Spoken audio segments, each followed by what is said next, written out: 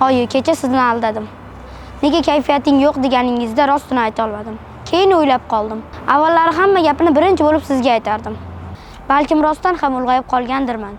Lekin ishoning, qo'lingizni tutib turgan 5 yoshimda qanday yaxshi ko'rgan bo'lsam, hozir ham shunday yaxshi ko'raman. Ustoz, vaqt o'tishini qarang. Hademay maktabni ham tamomlaymiz. Biz sizni shuncha asabingizga tegdik. Shuncha xafa qildik, shuncha yolg'on gapirdik-da sizga.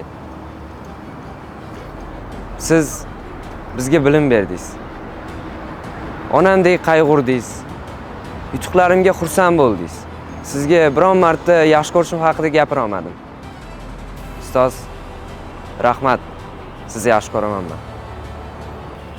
Opajon, bu gaplarni sizga hech qachon aytmaganman. Esizdami? Yoshligimda yig'lasam, siz meni ovutardingiz.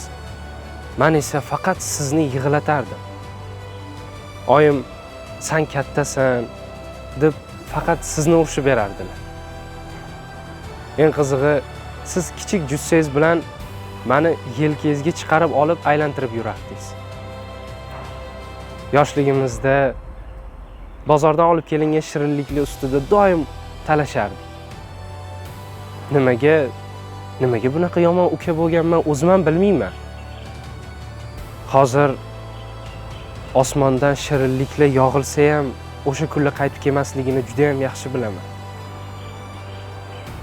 Opa, siz hozir boshqa oiladasiz. Va men sizni juda ham qattiq sog'inyapman. Sizni yaxshi ko'raman. Azizam, farzandlarimning onasi. Bilaman, ba'zan seni xafa qilib qo'yaman. Ko'nglingga qara olmayman. Sen borliging uchun men aslida kuchli ko'rinaman. Seni borliging meni xotirjam qiladi. Farzandlarimning onasi. Seni yaxshi ko'raman.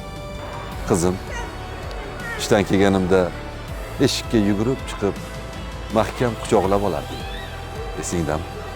Qiz bola otasiga mehribonroq bo'ladi degan gapning ma'nosini o'shanda tushunganman.